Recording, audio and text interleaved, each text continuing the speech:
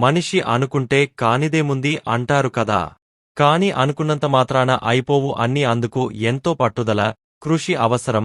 కార్యసాధనలో ఎదురయ్యే సమస్యల్ని నేర్పుగా అధిగమిస్తూ దృఢసంకల్పంతో ముందుకెళ్లినవాళ్లే విజయం సాధిస్తారు. కాలాతీత వ్యక్తులుగా చరిత్రలో నిలుస్తారు.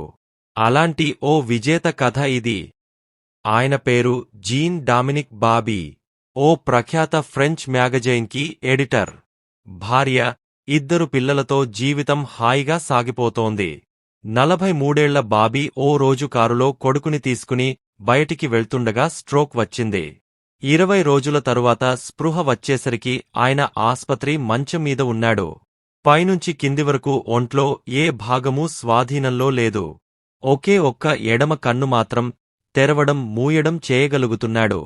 ఆయన పరిస్థితిని లార్డ్ ఇన్ సిండ్రోమ్గా పేర్కొన్నారు వైద్యులు.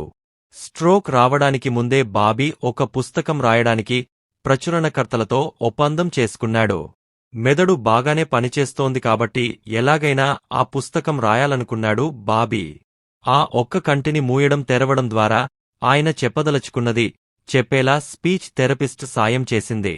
ఆ డిక్టేషన్ తీసుకుని రాయడానికి ప్రచురణకర్తలు ఒక అసిస్టెంట్ని ఏర్పాటు చేశారు. ఏ నుంచి జడ్ వరకు ఒక్కో అక్షరాన్ని ఆమె పలుకుతుంటే అనుకున్న అక్షరం రాగానే బాబీ కన్ను ఆర్చేవాడు. అలా రోజూ 3 గంటల చొప్పున 2 నెలలపాటు కష్టపడి రాసిన 197 పేజీల పుస్తకమే the diving bell and the butterfly. ఆయనకి స్ట్రోక్ వచ్చిన తరువాత 14 నెలలకు పబ్లిష్ అయింది. విపరీతంగా అమ్ముడైంది. అటువంటి పరిస్థితిలోనూ బాబీ చమత్కారంతో కూడిన తన శైలిని మరవకపోగా తనమీద తనే జోకులు వేసుకునేవాడు. పిల్లల్ని దగ్గరకు తీసుకోలేని తన అసక్తత పట్ల విచారం వ్యక్తం చేసేవాడు.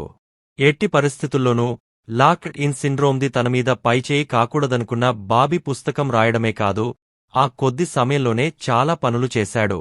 తనలాంటి స్థితిలో ఉన్నవారికోసం ఒక అసోసియేషన్ పెట్టాడు. ఒక టీవీ షోలో పాల్గొన్నాడు. మరో పుస్తకం రాయడానికి అగ్రిమెంట్ కుదుర్చుకున్నాడు. దురదృష్టవశాత్తు న్యూమోనియా రావడంతో పుస్తకం విడుదలైన 2 రోజులకే చనిపోయాడు. మనలో చాలామందికి జీవితంలో ఏదో ఒకటి సాధించాలనే తపన ఉంటుంది. తీవ్రంగా కృషి చేస్తారు కూడా. ఏవైనా సమస్యలు, ఆటంకాలు ఎదురైతే మాత్రం అధిక శాతం నిరాశలో కూరుకుపోతారు. తమకు అదృష్టం లేదనుకుని అక్కడితో ఆగిపోతారు. సంకల్పబలముంటే అదృష్టంతో పని ఉండదనడానికి బాబీ జీవితం కన్నా గొప్ప ఉదాహరణ ఇంకేముంటుంది?